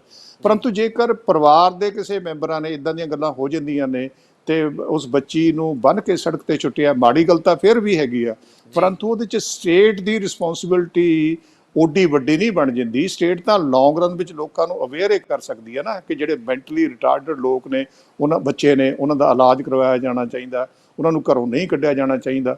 ਸੋ ਇਹ ਤਾਂ ਲੌਂਗ ਰਨ ਦੀਆਂ ਗੱਲਾਂ ਹੈਗੀਆਂ ਨੇ ਜੀ। ਪਰ ਡਾਕਟਰ ਸਾਹਿਬ ਦੇਖਣ ਦੇ ਵਿੱਚ ਆਇਆ ਵੀ ਪਿਛਲੇ ਕੁਝ ਦਿਨਾਂ 'ਚੋਂ ਕ੍ਰਾਈਮ ਰੇਸ਼ੋ ਹੈ ਜੋ ਬਹੁਤ ਜ਼ਿਆਦਾ ਅਪ ਹੋ ਚੁੱਕਿਆ ਪੰਜਾਬ ਦੇ ਵਿੱਚ। ਨਵੀਂ ਸਰਕਾਰ ਬਣਨ ਤੋਂ ਬਾਅਦ ਇਹ ਕ੍ਰਾਈਮ ਇੱਕਦਮ ਤੇਜ਼ੀ ਦੇ ਵਿੱਚ ਆਇਆ। ਕੀ ਕਾਰਨ ਨੇ ਵੀ ਜਾਣ-ਬੁੱਝ ਕੇ ਕੋਈ ਇਸ ਤਰ੍ਹਾਂ ਦੀ ਸਾਜ਼ਿਸ਼ ਰਚ ਰਿਹਾ ਹੈਗਾ ਸਰਕਾਰ ਨੂੰ ਬਦਨਾਮ ਕਰਨ ਦੀ, ਜੇ ਕ੍ਰਾਈਮ ਵੱਧ ਕਿਵੇਂ ਗਿਆ? ਕਿਉਂਕਿ ਪਿਛਲੇ 20-25 ਦਿਨ ਤੋਂ ਜਦੋਂ ਸਰਕਾਰ ਬਣੀ ਹੈ, 20-25 ਦਿਨ ਸਰਕਾਰ ਬਣੀ ਹੋਏ ਤੇ 20-25 ਦਿਨਾਂ ਤੋਂ ਕਤਲੋ-ਗਾਰਦ ਦੀ ਬਹੁਤ ਜ਼ਿਆਦਾ ਵੱਧ ਚੁੱਕੀ ਹੈ ਲੜੀ। ਹਰ ਰੋਜ਼ ਕਤਲ, ਹਰ ਰੋਜ਼ ਗੋਲੀਆਂ ਚੱਲ ਰਹੀਆਂ ਨੇ। ਕੀ ਕਾਰਨ ਹੈ? ਇੰਨਾ ਮਾਹੌਲ ਖਰਾਬ ਕਿਉਂ ਹੋ ਗਿਆ ਪਿਛਲੇ 20-25 ਦਿਨਾਂ 'ਚ ਪੰਜਾਬ ਦਾ? ਲਖਵਿੰਦਰ, ਕੁਝ ਧੰਦੇ ਐਸੇ ਨੇ ਜਿਹੜੇ ਜੁਆਇਨ ਇੱਕ ਵਾਰ ਤੁਸੀਂ ਕਰ ਲਵੇ ਨਾ, ਉਹਦੇ ਚੋਂ ਵਾਪਸ ਨਿਕਲਣਾ ਬਹੁਤ ਔਖਾ ਹੋ ਜਾਂਦਾ ਹੈ। ਜਿਹੜਾ ਕ੍ਰਾਈਮ ਦਾ ਧੰਦਾ ਨਾ, ਇਹ ਇੱਕ ਐਸਾ ਧੰਦਾ ਹੈ, ਜੇਕਰ ਕੋਈ ਇੱਕ ਵਿਅਕਤੀ ਇੱਕ ਵਾਰ ਕ੍ਰਾਈਮ ਦੀ ਦੁਨੀਆ ਵਿੱਚ ਚਲਿਆ ਗਿਆ, ਉਹਦੇ ਲਈ ਵਾਪਸ ਆਉਣਾ ਬਹੁਤ ਔਖਾ ਹੋ ਜਾਂਦਾ ਹੈ। ਦੂਜੀ ਇਹ ਵੀ ਗੱਲ ਹੈਗੀ ਹੈ, ਜਦੋਂ ਸਰਕਾਰ ਨੇ ਹੁਣ ਇਹ ਗੱਲ ਡਿਕਲੇਅਰ ਕੀਤੀ ਹੈ, ਇਹ ਤਾਂ ਗੱਲ ਸਾਨੂੰ ਪਤਾ ਨਾ ਕਿ ਪੰਜਾਬ ਦੀ ਆਮ ਆਦਮੀ ਪਾਰਟੀ ਦੀ ਸਰਕਾਰ ਨੇ ਪੁਲਿਸ ਨੂੰ ਇਹ ਹਦਾਇਤਾਂ ਦਿੱਤੀਆਂ ਨੇ ਕਿ ਜਿਹੜੀ ਇਹ ਗੈਂਗਸ ਨੇ ਇਹਨਾਂ ਨੂੰ ਨੱਥ ਪਾਉਣੀ ਹੈ, ਡਰੱਗਸ ਨੂੰ ਨੱਥ ਪਾਉਣੀ ਹੈ। ਜਦੋਂ ਇਹ ਲੜਾਈ ਸਰਕਾਰ ਨੇ ਆਪਣਾ ਸ਼ੁਰੂ ਕੀਤੀ ਹੈ ਤੇ ਫਿਰ ਇਹ ਵੀ ਸੱਚ ਹੈ, ਜਿਹੜੇ ਲੋਕ ਇਸ ਕਿਸਮ ਦੇ ਧੰਦੇ ਵਿੱਚ ਸ਼ਾਮਲ ਨੇ ਉਹਨਾਂ ਦੀ ਨੀਅਤ ਕੀ ਹੋਏਗੀ, ਰਾਦਰ ਬਦਨੀਤ ਕੀ ਹੋਏਗੀ ਕਿ ਸਰਕਾਰ ਨੂੰ ਇਸ ਮੁੱਦੇ ਤੇ ਇੰਨਾ ਮਤਲਬ ਬਦਨਾਮ ਕਰ ਦਿੱਤਾ ਜਾਵੇ ਕਿ ਸਰਕਾਰ ਇਹ ਮਹਿਸੂਸ ਕਰਨ ਲੱਗ ਜਾਵੇ ਕਿ ਭਾਈ ਇਹ ਤਾਂ ਲੜਾਈ ਜਿੱਤੀ ਨਹੀਂ ਜਾ ਸਕਦੀ, ਇਸ ਕਰਕੇ ਜਿਵੇਂ ਪਹਿਲਾਂ ਚੱਲਦਾ ਸੀ ਉਵੇਂ ਹੀ ਹੁਣ ਚੱਲਦਾ ਰਹਿਣ ਦਿਓ। ਸੋ ਜਿਹੜੇ ਲੋਕਾਂ ਦੀ ਬਦਨੀਤ ਇਹ ਹੋਏਗੀ, ਉਹਨਾਂ ਨੇ ਇਸ ਕਿਸਮ ਦੀਆਂ ਘਟਨਾਵਾਂ ਵਿੱਚ ਤੇਜ਼ੀ ਲਿਆਉਣ ਵਾਲੀ ਜਿਹੜੀ ਬਦਨੀਤ ਹੈ ਨਾ, ਉਹਦਾ ਤੁਹਾਨੂੰ ਮੈਂ ਕੰਟੈਕਸਟ ਦੱਸ ਰਿਹਾ। ਸੋ ਇਸ ਕਰਕੇ ਕ੍ਰਾਈਮ ਦੀ ਦੁਨੀਆ ਦੀ ਇੱਕ ਆਪਣਾ ਸਿਸਟਮ ਹੈ। ਜਿਹੜੇ ਲੋਕ ਕ੍ਰਾਈਮ ਵਿੱਚ ਇੱਕ ਵਾਰ ਚਲੇ ਜਾਂਦੇ ਨੇ, ਸਰਕਾਰਾਂ ਸੁਧਾਰ ਕਿੱਦਾਂ ਕਰ ਸਕਦੀਆਂ ਨੇ? ਸਰਕਾਰਾਂ ਸੁਧਾਰ ਇਸ ਤਰ੍ਹਾਂ ਕਰ ਸਕਦੀਆਂ ਨੇ, ਜੇਕਰ ਤੁਸੀਂ ਜਿਹੜੇ ਵਿਅਕਤੀ ਕ੍ਰਾਈਮ ਦੀ ਦੁਨੀਆ 'ਚ ਜਾਂਦੇ ਨੇ ਉਹਨਾਂ ਨੂੰ ਉਸ ਦੁਨੀਆ ਵਿੱਚ ਜਾਣ ਤੋਂ ਰੋਕਿਆ ਜਾਵੇ, ਫਿਰ ਹੀ ਸੂਬੇ ਵਿੱਚ ਕ੍ਰਾਈਮ ਨੂੰ, ਗੈਂਗਸਟਰਸ ਨੂੰ ਨੱਥ ਪਾਈ ਜਾ ਸਕਦੀ ਹੈ। ਜਿਹੜੇ ਲੋਕ ਇੱਕ ਵਾਰ ਚਲੇ ਗਏ ਜੀ, ਉਹਨਾਂ ਲੋਕਾਂ ਨੂੰ ਵਾਪਸ ਲੈ ਕੇ ਆਉਣਾ ਇੱਕ ਹੋਰ ਅਲੱਗ ਕਿਸਮ ਦੀ ਪ੍ਰੋਪੋਜੀਸ਼ਨ ਹੈਗੀ ਆ।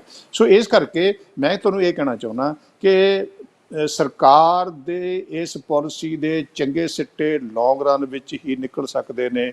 ਸ਼ਾਰਟ ਰਨ ਵਿੱਚ ਇਸ ਕਿਸਮ ਦੀਆਂ ਵਾਰਦਾਤਾਂ ਵਿੱਚ ਤੇਜ਼ੀ ਆਉਣ ਦਾ ਡਰ ਹਮੇਸ਼ਾ ਰਹਿੰਦਾ ਹੈਗਾ ਜੀ। ਇਹ ਤਾਂ ਸਮਾਂ ਹੀ ਦੱਸੇਗਾ ਕਿ ਸਰਕਾਰ ਦੀ ਜਿਹੜੀ ਇਹ ਪਾਲਿਸੀ, ਕਿਹੜੀ ਪਾਲਿਸੀ ਕਿ ਗੈਂਗਸਟਰਸ ਨੂੰ ਨੱਥ ਪਾਉਣੀ ਹੈਗੀ ਆ, ਡਰੱਗਸ ਵਾਲੇ ਧੰਦੇ ਨੂੰ ਨੱਥ ਪਾਉਣੀ ਹੈ, ਇਹਦੀ ਕਾਮਯਾਬੀ ਅਸੀਂ ਇੰਨੇ ਥੋੜ੍ਹੇ ਦਿਨਾਂ ਵਿੱਚ ਐਸੈਸ ਨਹੀਂ ਕਰ ਸਕਦੇ। ਇਹ ਤਾਂ ਲੰਬਾ ਸਮਾਂ, ਮਤਲਬ ਮੇਰੇ ਕਹਿਣ ਦਾ ਮਤਲਬ ਹੈ ਕਿ government should be given time on this count. ਐਡੀ ਜਲਦੀ ਸਾਨੂੰ ਸਰਕਾਰ ਦੀ ਨੀਅਤ ਤੇ ਸ਼ੱਕ ਨਹੀਂ ਕਰਨਾ ਚਾਹੀਦਾ, ਨਾ ਨੀਅਤ ਤੇ ਸ਼ੱਕ ਕਰਨਾ ਚਾਹੀਦਾ, ਨਾ ਸਰਕਾਰ ਦੀ ਕੈਪੇਬਿਲਿਟੀ ਤੇ ਸ਼ੱਕ ਕਰਨਾ ਚਾਹੀਦਾ। ਕੈਪੇਬਿਲਿਟੀ ਤੇ ਸ਼ੱਕ ਤੇ ਖੈਰ ਪਹਿਲਾਂ ਹੀ ਹੈ ਨਹੀਂ ਸੀ। ਜੇ ਨੀਅਤ ਤੁਹਾਡੀ ਸਾਫ਼ ਹੋਵੇ, ਫਿਰ ਮੈਨੂੰ ਇਸ ਗੱਲ ਦਾ ਬਿਲਕੁਲ ਯਕੀਨ ਹੈ ਕਿ ਪੰਜਾਬ ਕੋਲ ਕੈਪੇਬਿਲਿਟੀ ਹੈਗੀ ਆ, ਕੈਪੈਸਿਟੀ ਹੈਗੀ ਆ ਕਿ ਇਹਨਾਂ ਚੀਜ਼ਾਂ ਨੂੰ ਦਾ ਖਾਤਮਾ ਕੀਤਾ ਜਾ ਸਕੇ। ਜੀ ਸਰ, ਡਾਕਟਰ ਸਾਹਿਬ ਚਲੋ ਸੁਰੱਖਿਆ ਨੂੰ ਲੈ ਕੇ ਤੁਸੀਂ ਬੜੀ ਕਲੀਅਰ ਗੱਲ ਕਰਨ ਦੀ ਕੋਸ਼ਿਸ਼ ਕੀਤੀ ਹੈ ਵੀ ਕੈਪੇਬਿਲਿਟੀ ਸਰਕਾਰ ਦੀ ਹੈ, ਉਹ ਟਾਈਮ ਲੱਗੇਗਾ ਲੇਕਿਨ ਇਸ ਸਾਰੇ ਜੋ ਕਾਨੂੰਨ ਵਿਵਸਥਾ ਨੂੰ ਬਿਲਕੁਲ ਸਹੀ ਕਰ ਲਿਆ ਜਾਏਗਾ। ਸੋ ਭਗਵੰਤ ਮਾਨ ਜੀ 12 ਅਪ੍ਰੈਲ ਨੂੰ ਗ੍ਰਹਿ ਮੰਤਰੀ ਜੀ ਨੂੰ ਮਿਲਣ ਲਈ ਦਿੱਲੀ ਜਾ ਰਹੇ ਨੇ। ਉੱਥੇ ਵੀ ਉਹਨਾਂ ਨੇ ਇਹ ਗੱਲ ਕਹੀ ਹੈ ਵੀ ਉੱਥੇ ਮੈਂ ਸੁਰੱਖਿਆ ਨੂੰ ਲੈ ਕੇ ਗ੍ਰਹਿ ਮੰਤਰੀ ਜੀ ਨਾਲ ਮੁਲਾਕਾਤ ਕਰਾਂਗਾ। ਜਿਹੜੀ ਸਰਹੱਦੀ ਇਲਾਕੇ ਨੇ ਉਹਨਾਂ ਦੀ ਸੁਰੱਖਿਆ ਨੂੰ ਹੋਰ ਕਿਵੇਂ ਚਕਾਚੌਂਧ ਕੀਤਾ ਜਾ ਸਕਦਾ ਹੈ, ਕਿਉਂਕਿ ਡਰੋਨ ਮਾਮਲੇ ਵਿੱਚ ਕਹਿੰਦੇ ਨੇ बढ़ोतरी ਹੁੰਦੀ ਰਹਿੰਦੀ ਆ। ਦੂਸਰੇ ਗੱਲ ਕਰੀਏ ਪਾਕਿਸਤਾਨ ਤੋਂ, ਕਹਿੰਦੇ ਨੇ ਵੀ ਅਕਸਰ ਇੱਧਰ ਲੋਕ ਅੰਦਰ ਆਉਂਦੇ ਨੇ ਜਾਂ ਟੈਰਰਿਸਟ ਅੰਦਰ ਆਉਂਦੇ ਨੇ ਜਾਂ ਫਿਰ ਉੱਧਰੋਂ ਨਸ਼ਾ ਇੱਧਰ ਭੇਜਿਆ ਜਾਂਦਾ। ਵੀ ਇਸ ਸੁਰੱਖਿਆ ਨੂੰ ਹੋਰ ਕਿਸ ਤਰੀਕੇ ਨਾਲ ਠੀਕ ਕੀਤਾ ਜਾ, ਇਸ ਬਾਰੇ ਗੱਲ ਕਰਨਗੇ। ਤੇ ਨਾਲ ਹੀ ਨਾਲ ਉਹਨੇ ਇੱਕ ਹੋਰ ਗੱਲ ਕਹੀ ਹੈ ਵੀ ਕਿਸਾਨਾਂ ਨੂੰ ਬੜੀਆਂ ਪ੍ਰੋਬਲਮਸ ਆਉਂਦੀਆਂ ਨੇ। ਜਿਹੜੇ ਕਿਸਾਨ ਇੱਧਰਲੇ ਜਾ ਕੇ ਕਿਸਾਨ ਕੰਡੇ ਦੀ ਤਾਰ ਤੋਂ ਪਰਾਂ ਜਾ ਕੇ ਖੇਤੀ ਕਰਦੇ ਨੇ, ਉਹਨਾਂ ਨੂੰ ਆਪਣੇ ਆਈਡੀ ਕਾਰਡ ਨਾਲ ਲੈ ਕੇ ਘੁੰਮਣਾ ਪੈਂਦਾ ਹਰ ਸਮੇਂ। ਆਪਣੇ ਹੀ ਦੇਸ਼ ਦੇ ਵਿੱਚ ਉਹਨਾਂ ਨੂੰ ਆਈ ਕਾਰਡ ਰੱਖਣੇ ਪੈ ਰਹੇ ਨੇਗੇ ਆਪਣੀ ਖੇਤੀ ਕਰਨ ਦੇ ਲਈ। ਸੋ ਕਹਿ ਰਹੇ ਨੇ ਇਸ ਦੇ ਵਿੱਚ ਸੁਧਾਰ ਦੇ ਲਈ ਵੀ ਮੈਂ ਗੱਲਬਾਤ ਕਰਾਂਗਾ। ਕਿਵੇਂ ਦੇਖ ਰਹੇ ਹੋ, ਕਿਸ ਤਰ੍ਹਾਂ ਦੀ ਰਹਿਣ ਵਾਲੀ ਆ ਕਿ 12 ਅਪ੍ਰੈਲ ਨੂੰ ਗ੍ਰਹਿ ਮੰਤਰੀ ਦੇ ਨਾਲ ਉਹਨਾਂ ਦੀ ਮੁਲਾਕਾਤ? ਦੇਖੋ, ਜਿਹੜੀ ਬਾਰਡਰ ਵਾਲੀ ਗੱਲ ਆ ਨਾ, ਉਹਦੇ 'ਚ 2-3 ਗੱਲਾਂ ਇਹੋ ਜਿਹੀਆਂ ਨੇ ਤੇ ਜਿਹੜੀਆਂ ਪੰਜਾਬ ਦੀ ਸਰਕਾਰ ਕੇਂਦਰ ਨਾਲ ਰਲ ਮਿਲ ਕੇ ਹੀ ਨਜਿੱਠ ਸਕਦੀ ਹੈ। ਪਹਿਲੀ ਸਮੱਸਿਆ ਇਹ ਹੈਗੀ ਆ, ਜਿਹੜੇ ਕਿਸਾਨਾਂ ਦੀ ਜ਼ਮੀਨ ਬਾਰਡਰ ਤੇ ਹੈਗੀ ਆ, ਉਹਨਾਂ 'ਚੋਂ ਕਈ ਕਿਸਾਨ ਉਹ ਨੇ ਜਿਨ੍ਹਾਂ ਦੀ ਜ਼ਮੀਨ ਕੰਡਿਆਲੀ ਤਾਰ ਤੋਂ ਪਰਲੇ ਪਾਸੇ ਹੈਗੀ ਆ, ਜਿਨ੍ਹਾਂ ਨੂੰ ਆਪਣੀ ਜ਼ਮੀਨ ਵਾਹੁਣ ਲਈ ਕਈ ਸਮੱਸਿਆਵਾਂ ਆਉਂਦੀਆਂ ਨੇ। ਹਾਂਜੀ, ਜਾਣੀ ਕਿ ਬਾਰਡਰ ਤੇ ਜਿਹੜੇ ਲੋਕ ਰਹਿੰਦੇ ਨੇ ਉਹਨਾਂ ਦੀਆਂ ਬਾਰਡਰ ਨਾਲ ਰਿਲੇਟਡ ਕੁਝ ਸਮੱਸਿਆਵਾਂ ਨੇ। ਉਹ ਸਮੱਸਿਆਵਾਂ ਦਾ ਜੇਕਰ ਪੰਜਾਬ ਸਰਕਾਰ ਨੇ ਹੱਲ ਲੱਭਣਾ ਹੋਵੇ ਤੇ ਫਿਰ ਕੇਂਦਰ ਦੀਆਂ ਏਜੰਸੀਆਂ ਦੀ ਸਹਾਇਤਾ ਤੋਂ ਬਿਨਾਂ ਉਸ ਗੱਲ ਨੂੰ ਨਿਪੇਰੇ ਨਹੀਂ ਚੜਾਇਆ ਜਾ ਸਕਦਾ। ਦੂਜੀ ਗੱਲ ਜਿਹੜੀ ਇਸ ਕੌਂਟੈਕਸ ਵਿੱਚ ਉਦੋਂ ਵੀ ਵੱਡੀ ਆ, ਉਹ ਹੈ ਲਖਵਿੰਦਰ ਮਾਨ ਜੀ, ਜਦੋਂ ਅਸੀਂ ਪੰਜਾਬ ਵਿੱਚ ਇਸ ਵੇਲੇ ਡਰੱਗਸ ਤੇ ਕ੍ਰਾਈਮ ਦੀ ਗੱਲ ਕਰਦੇ ਹਾਂ ਨਾ, ਇਹ ਦੋਨੋਂ ਗੱਲਾਂ ਮੈਂ ਤੁਹਾਨੂੰ ਦੱਸ ਚੁੱਕਿਆ ਕਿ ਇੰਟਰਲੇਟਡ ਨੇ। ਡਰੱਗਸ ਤੇ ਕ੍ਰਾਈਮਸ ਇਕੱਠੇ ਤੁਰਦੇ ਨੇ। ਤੇ ਜਦੋਂ ਅਸੀਂ ਡਰੱਗਸ ਦੀ ਗੱਲ ਕਰਦੇ ਹਾਂ ਫਿਰ ਤੁਹਾਨੂੰ ਯਾਦ ਹੋਏਗਾ ਕਿ ਇੱਕ ਅਸੀਂ ਜ਼ਿਕਰ ਕਰਦੇ ਹੁੰਦੇ ਹਾਂ ਸਿੰਥੈਟਿਕ ਡਰੱਗਸ ਦਾ, ਜਿਹੜੇ ਆਪਣਾ ਪਾਕਿਸਤਾਨ ਵਾਲੇ ਪਾਸਿਓਂ ਨਹੀਂ ਆਉਂਦੇ। ਸਿੰਥੈਟਿਕ ਡਰੱਗਸ ਇੰਡੀਆ ਵਿੱਚ ਹੀ ਪ੍ਰੋਡਿਊਸ ਕੀਤੇ ਜਾਂਦੇ ਨੇ। ਪਰ ਜਿਹੜੇ ਦੂਜੇ ਡਰੱਗਸ ਨੇ ਜਿਹਦੇ 'ਚ ਓਪੀਅਮ ਹੈਗੀ ਆ, ਹੈਰੋਇਨ ਹੈਗੀ ਆ, ਇਹ ਹੋਰ ਕਈ ਡਰੱਗਸ ਜਿਹੜੀਆਂ ਬੇਸਿਕਲੀ ਜਿਹੜੀ ਅਫਗਾਨਿਸਤਾਨ ਜਿਹੜਾ ਐਪੀ ਸੈਂਟਰ ਹੈਗਾ ਅਫੀਮ ਦੀ ਪ੍ਰੋਡਕਸ਼ਨ ਦਾ, ਜਾਣੀ ਦੁਨੀਆ ਦੀ ਸਭ ਤੋਂ ਵੱਧ ਅਫੀਮ ਅਫਗਾਨਿਸਤਾਨ ਵਿੱਚ ਪੈਦਾ ਹੁੰਦੀ ਆ। ਅਫਗਾਨਿਸਤਾਨ 'ਚੋਂ ਵਾਇਆ ਪਾਕਿਸਤਾਨ ਪੰਜਾਬ ਵਿੱਚ ਆਉਂਦੀ ਹੈ। ਸੋ ਪੰਜਾਬ ਰਾਦਰ ਅਫਗਾਨਿਸਤਾਨ ਵਿੱਚੋਂ ਇਹ ਨਸ਼ੇ ਯੂਰਪ 'ਚ ਹੁੰਦੇ ਹੋਏ, ਲੈਟਿਨ ਅਮਰੀਕਾ ਹੁੰਦੇ ਹੋਏ, ਅਲਟੀਮੇਟਲੀ ਮੈਕਸੀਕੋ, ਕੈਨੇਡਾ, ਅਮਰੀਕਾ ਤੱਕ ਜਾਂਦੇ ਨੇ। ਇਹ ਡਰੱਗਸ ਦੇ ਰੂਟਸ ਨੇ। ਸੋ ਜਦੋਂ ਅਸੀਂ ਪੰਜਾਬ ਵਿੱਚ ਡਰੱਗਸ ਦੀ ਗੱਲ ਕਰਦੇ ਹਾਂ, ਕ੍ਰਾਈਮ ਦੀ ਗੱਲ ਕਰਦੇ ਹਾਂ, ਇਹ ਸੱਚ ਹੈਗਾ ਕਿ ਜਿਹੜੇ ਇਸ ਕਿਸਮ ਦੇ ਡਰੱਗਸ ਨੇ, ਜਿਹੜੇ ਸਿੰਥੈਟਿਕ ਡਰੱਗਸ ਤੋਂ ਇਲਾਵਾ ਜੀ ਹੈਰੋਇਨ, ਓਪੀਅਮ ਵਗੈਰਾ ਵਗੈਰਾ, ਇਹ ਸਾਰੇ ਡਰੱਗਸ ਦੀ ਜਿਹੜੀ ਸਪਲਾਈ ਚੇਨ ਹੈ ਉਹ ਅਫਗਾਨਿਸਤਾਨ ਤੋਂ ਸ਼ੁਰੂ ਹੋ ਕੇ ਵਾਇਆ ਪਾਕਿਸਤਾਨ ਇੰਡੀਆ ਵਿੱਚ ਆਉਂਦੀ ਹੈ। ਸੋ ਇੱਕ ਤਾਂ ਡਰੱਗਸ ਦੀ ਗੱਲ ਹੋ ਗਈ। ਦੂਜੀ, ਜਿਹੜੇ ਇਹ ਡਰੱਗਸ ਦਾ ਇਹ ਰੂਟ ਤੁਹਾਨੂੰ ਮੈਂ ਦੱਸ ਰਿਹਾ, ਅਫਗਾਨਿਸਤਾਨ ਤੋਂ ਪਾਕਿਸਤਾਨ ਤੋਂ ਪੰਜਾਬ ਵਾਲਾ ਬਾਰਡਰ, ਇਸ ਡਰੱਗਸ ਨਾਲ ਕ੍ਰਾਈਮ ਵੀ ਜੁੜਿਆ ਹੋਇਆ ਹੈ ਜੀ। ਜੇਕਰ ਜੇਕਰ ਜਿਹੜੀ ਇਹ ਬਾਰਡਰ ਤੋਂ ਡਰੱਗਸ ਦੀ ਐਂਟਰੀ ਹੈ ਸਿੱਧੇ ਤੌਰ ਤੇ ਜਾਂ ਵਾਇਆ ਡਰੋਨਸ, ਦੋ ਹੀ ਤਰੀਕੇ ਵਰਤੇ ਜਾਂਦੇ ਨੇ। ਕਈ ਵਾਰ ਬਾਰਡਰ ਤੋਂ ਸਪਲਾਈ ਲਾਈਨ ਇੱਧਰ ਭੇਜ ਦਿੱਤੀ ਜਾਂਦੀ, ਸਪਲਾਈ ਇੱਧਰ ਭੇਜ ਦਿੱਤੀ ਜਾਂਦੀ ਹੈ, ਤੇ ਕਈ ਵਾਰ ਇਸ ਕਿਸਮ ਦੀਆਂ ਕੰਟਰਾਬੈਂਡ ਜਿਹੜੀਆਂ ਨੇ ਉਹ ਡਰੋਨ ਦੇ ਜ਼ਰੀਏ ਪੰਜਾਬ ਵਿੱਚ ਭੇਜ ਦਿੱਤੀ ਜਾਂਦੀ। ਇਹ ਦੋਨਾਂ ਚੀਜ਼ਾਂ ਨੂੰ ਜੇ ਤੁਸੀਂ ਇਫੈਕਟਿਵਲੀ ਨੱਥ ਪਾਉਣੀ ਹੈ, ਜਿਹੜੀ ਕਿ ਬਹੁਤ ਜ਼ਰੂਰੀ ਹੈ। ਕਿਉਂ ਇਹ ਜ਼ਰੂਰੀ ਹੈ? ਇੱਕ ਤਾਂ ਡਰੱਗਸ ਦੇ ਪੱਖੋਂ ਜ਼ਰੂਰੀ ਹੈ, ਦੂਜਾ ਮੈਂ ਕਹਿ ਰਿਹਾ ਕਿ ਡਰੱਗਸ ਦੇ ਨਾਲ ਕ੍ਰਾਈਮ ਦਾ ਬਹੁਤ ਨੇੜੇ ਦਾ ਸੰਬੰਧ ਹੈ।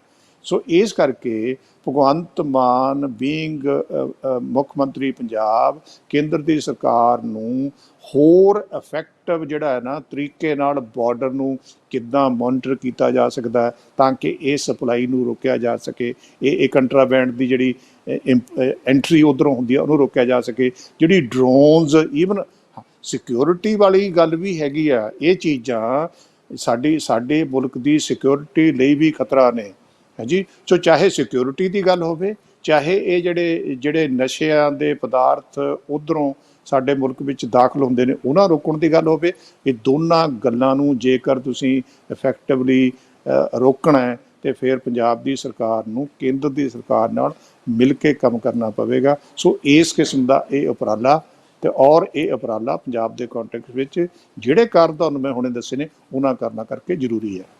ਜੀ ਬਿਲਕੁਲ। ਸੋ ਡਾਕਟਰ ਸਾਹਿਬ, ਨਾਲ ਹੀ ਨਾਲ ਅੱਜ ਭਗਵੰਤ ਮਾਨ ਜੀ ਵੱਲੋਂ, ਜਿਵੇਂ ਕਿ ਬਠਿੰਡਾ ਦੇ ਵਿੱਚ ਤੁਸੀਂ ਪਹਿਲਾਂ ਵੀ ਗੱਲ ਕੀਤੀ ਸੀ, ਉਹਨਾਂ ਵੱਲੋਂ ਇੱਕ ਐਲਾਨ ਕੀਤਾ ਗਿਆ ਵੀ ਲੋਕਾਂ ਨੂੰ, ਪੰਜਾਬ ਦੇ ਖਾਸ ਤੌਰ ਤੇ ਨੌਜਵਾਨਾਂ ਨੂੰ ਉਹਨਾਂ ਦੀਆਂ ਡਿਗਰੀਆਂ ਦੇ ਅਕੋਰਡਿੰਗ ਹੀ ਇੱਥੇ ਰੁਜ਼ਗਾਰ ਦਿੱਤਾ ਜਾਏਗਾ। ਉਹਨਾਂ ਬ੍ਰੇਨ ਡਰੇਨ ਦੀ ਗੱਲ ਕੀਤੀ ਹੈ ਵੀ ਬ੍ਰੇਨ ਡਰੇਨ ਨਹੀਂ ਹੋਣ ਦਿੱਤਾ ਜਾਏਗਾ ਪੰਜਾਬ ਦਾ। ਉਹਨਾਂ ਨੇ ਗੱਲ ਕੀਤੀ ਵੀ ਨੀਤੀਆਂ ਲੈ ਕੇ ਆ ਰਹੇ ਹਾਂ, ਕਿ ਤੁਹਾਨੂੰ ਲੱਗਦਾ ਇਸ ਤਰ੍ਹਾਂ ਦੀ ਕੋਈ ਨੀਤੀਆਂ ਸਰਕਾਰ ਕੋਲ ਹੈ ਨੇ ਜਿਸ ਦੇ ਕਾਰਨ ਪੰਜਾਬ ਦਾ ਬ੍ਰੇਨ ਡਰੇਨ ਰੋਕਿਆ ਜਾ ਸਕਦਾ ਹੈ ਤੇ ਪੰਜਾਬ ਦੇ ਨੌਜਵਾਨਾਂ ਨੂੰ ਉਹਨਾਂ ਦੀ ਕੈਪੇਬਿਲਿਟੀ ਦੇ ਅਕੋਰਡਿੰਗ ਜਾਂ ਫਿਰ ਉਹਨਾਂ ਦੀ ਯੋਗਤਾ ਦੇ ਆਧਾਰ ਤੇ ਪੰਜਾਬ ਦੇ ਵਿੱਚ ਪੰਜਾਬ ਸਰਕਾਰ ਨੌਕਰੀਆਂ ਦੇਣ ਜਾ ਰਹੀ ਹੈ ਕੋਈ ਨੀਤੀ ਸਰਕਾਰ ਕੋਲ ਇਸ ਤਰ੍ਹਾਂ ਦੀ, ਜਿਸ ਤਰ੍ਹਾਂ ਕਿ ਭਗਵੰਤ ਮਾਨ ਜੀ ਨੇ ਐਲਾਨ ਕੀਤਾ ਹੈ? ਜੇ ਤੁਸੀਂ ਇਹ ਕਹੋ ਕਿ ਅੱਜ ਜਾਂ ਆਉਣ ਵਾਲੇ ਕੁਝ ਮਹੀਨਿਆਂ ਵਿੱਚ ਜਾਂ ਈਵਨ 2-4 ਸਾਲਾਂ ਵਿੱਚ ਇਸ ਕਿਸਮ ਦੀ ਸਥਿਤੀ ਹਿੰਦੁਸਤਾਨ ਵਿੱਚ ਜਾਂ ਪੰਜਾਬ ਵਿੱਚ ਪੈਦਾ ਹੋ ਜਾਏਗੀ ਕਿ ਬਾਹਰ ਦੇ ਲੋਕ ਇੱਥੇ ਜੌਬਸ ਲੈਣ, ਇਹ ਤਾਂ ਨਹੀਂ ਹੋਣ ਵਾਲਾ। ਪਰੰਤੂ ਇਹ ਵੀ ਸੱਚ ਹੈ, ਜੇ ਅਸੀਂ ਗੱਲ ਇਤਿਹਾਸ ਦੇ ਪੱਖੋਂ ਗੱਲ ਕਰੀਏ, ਜਦੋਂ ਇੰਡਸਟਰੀਅਲ ਰੈਵੋਲੂਸ਼ਨ ਤੋਂ ਪਹਿਲਾਂ ਯੂਰਪ ਕਿਤੇ ਨਹੀਂ ਸੀਗਾ, ਅਮਰੀਕਾ ਕਿਤੇ ਨਹੀਂ ਸੀਗਾ। ਸੋ ਇੰਡਸਟਰੀਅਲ ਰੈਵੋਲੂਸ਼ਨ ਤੋਂ ਪਹਿਲਾਂ ਜਿਹੜੇ ਦੁਨੀਆ ਦੇ ਸਭ ਤੋਂ ਖੁਸ਼ਹਾਲ ਮੁਲਕ ਸੀਗੇ ਉਹ ਇੰਡੀਆ ਤੇ ਚਾਈਨਾ ਸੀਗੇ। ਸੋ ਜੇਕਰ ਪਾਸਟ ਵਿੱਚ ਇਸ ਕਿਸਮ ਦੇ ਸਮੇਂ ਅਸੀਂ ਲੱਭ ਸਕਦੇ ਹਾਂ ਜਦੋਂ ਇੰਡੀਆ ਤੇ ਚਾਈਨਾ ਵਰਗੇ ਮੁਲਕ ਦੁਨੀਆ ਦਾ ਸਭ ਤੋਂ ਵੱਡਾ ਹਿੱਸਾ ਟ੍ਰੇਡ ਦਾ ਕੰਟਰੋਲ ਕਰਦੇ ਸੀ। ਤੇ ਈਵਨ ਮੈਂ ਤੁਹਾਨੂੰ ਹੋਰ ਸੀਰੀਅਸ ਨੋਟ ਤੇ ਦੱਸ ਦਿਆਂ, ਕਈ ਇਕੋਨੋਮਿਸਟ ਇਹ ਗੱਲ ਕਰਦੇ ਨੇ ਕਿ 2050 ਤੱਕ ਹੋ ਸਕਦਾ ਹੈ ਕਿ ਦੁਨੀਆ ਦੀ ਨੰਬਰ 1 ਇਕੋਨਮੀ ਚਾਈਨਾ ਹੋਵੇ ਜਾਂ ਇੰਡੀਆ ਹੋਵੇ, ਤੇ ਹੋ ਸਕਦਾ ਅਮਰੀਕਾ ਤੀਜੇ ਚੌਥੇ ਨੰਬਰ ਤੇ ਚੱਲ ਜਾਵੇ। ਸੋ ਇਸ ਕਿਸਮ ਦੀਆਂ ਪ੍ਰੋਜੈਕਸ਼ਨਸ ਹੁੰਦੀਆਂ ਰਹਿੰਦੀਆਂ ਨੇ। ਸੋ ਜੇਕਰ ਇਨ ਦਾ ਲੌਂਗ ਰਨ ਇਹ ਗੱਲ ਵਾਪਰਦੀ ਹੈ ਤੇ ਫਿਰ ਇਹ ਸਥਿਤੀ ਕਿਉਂ ਨਹੀਂ ਹੋ ਸਕਦੀ ਹੈ। ਜੇ ਅਸੀਂ ਪੋਟੈਂਸ਼ੀਅਲ ਦੀ ਗੱਲ ਕਰੀਏ, ਜੇ ਪੰਜਾਬ ਦੀ ਅਸੀਂ ਹਿੰਦੁਸਤਾਨ ਦੇ ਸਾਧਨਾਂ ਦੀ ਗੱਲ ਕਰੀਏ, ਸਾਧਨਾਂ ਪੱਖੋਂ ਹਿੰਦੁਸਤਾਨ ਕੋਲ, ਪੰਜਾਬ ਉਸੇ ਹਿੰਦੁਸਤਾਨ ਦਾ ਹਿੱਸਾ ਹੈ, ਇਸ ਮੁਲਕ ਕੋਲ ਉਹ ਕੈਪੇਬਿਲਿਟੀ ਹੈਗੀ ਆ ਕਿ ਇਸ ਕਿਸਮ ਦੀ ਸਥਿਤੀ ਇਨ ਦਾ ਲੌਂਗ ਰਨ, ਅੱਜ ਨਹੀਂ ਜੀ, ਜੇ ਇਸ ਮੁਲਕ ਨੂੰ ਠੀਕ ਕਿਸਮ ਦੀ ਗਵਰਨੈਂਸ ਦਿੱਤੀ ਜਾਵੇ ਫਿਰ ਇਨ ਦਾ ਲੌਂਗ ਰਨ ਕਿਉਂ ਨਹੀਂ ਹੋ ਸਕਦਾ। ਸੋ ਜਿਹੜੀ ਲੀਡਰਸ਼ਿਪ ਹੁੰਦੀ ਆ ਨਾ, ਉਹ ਲੌਂਗ ਟਰਮ ਆਬਜੈਕਟਿਵਸ, ਵਧੀਆ ਕਿਸਮ ਦੇ ਆਬਜੈਕਟਿਵ ਜਿਹਨੂੰ ਆਪਾਂ ਲੌਫਟੀ ਆਬਜੈਕਟਿਵਸ ਕਹਿੰਦੇ ਆ, ਉਹਨਾਂ ਦੀਆਂ ਗੱਲਾਂ ਕਰਦੀ ਹੁੰਦੀ ਹੈ। ਹਾਂ, ਇਹ ਗੱਲਾਂ ਉਦੋਂ ਹੀ ਇਹਨਾਂ ਵਿੱਚ ਆਪਣਾ ਰੰਗ ਉਦੋਂ ਹੀ ਭਰਿਆ ਜਾਵੇਗਾ ਜਦੋਂ ਸਰਕਾਰ ਨੀਤੀਆਂ ਲੈ ਕੇ ਆਵੇਗੀ, ਪਰ ਉਹ ਨੀਤੀਆਂ ਅੱਜ ਨਹੀਂ, ਜੇ 1-2 ਦਿਨ ਵਿੱਚ, ਕੁਝ ਮਹੀਨਿਆਂ ਵਿੱਚ ਜਾਂ ਈਵਨ ਕੁਝ ਸਾਲਾਂ ਵਿੱਚ ਨਹੀਂ ਹੋਣੀਆਂ। ਪਰ ਇਸ ਕਿਸਮ ਦੀ ਐਂਬੀਸ਼ਨ ਕਿਸੇ ਸੂਬੇ ਦਾ ਮੁੱਖ ਮੰਤਰੀ ਰੱਖੇ, ਇਸ ਕਿਸਮ ਦੀ ਐਂਬੀਸ਼ਨ ਮੁਲਕ ਦਾ ਪ੍ਰਾਈਮ ਮਿਨਿਸਟਰ ਰੱਖੇ ਕਿ ਅਸੀਂ ਮੁਲਕ ਨੂੰ ਐਸਾ ਮੁਲਕ ਬਣਾਉਣਾ ਹੈ ਜਿੱਥੇ ਸਾਡੇ ਬੱਚੇ ਰੁਜ਼ਗਾਰ ਦੀ ਭਾਲ ਵਿੱਚ ਬਾਹਰ ਨਹੀਂ ਜਾਣਗੇ, ਬਾਹਰਲੇ ਲੋਕ ਰੁਜ਼ਗਾਰ ਦੀ ਭਾਲ ਵਿੱਚ ਸਾਡੇ ਮੁਲਕ ਵਿੱਚ ਆਉਣਗੇ। ਇਸ ਕਿਸਮ ਦੀ ਐਂਬੀਸ਼ਨ ਰੱਖਣਾ ਕੋਈ ਮਾੜੀ ਗੱਲ ਨਹੀਂ ਹੈਗੀ।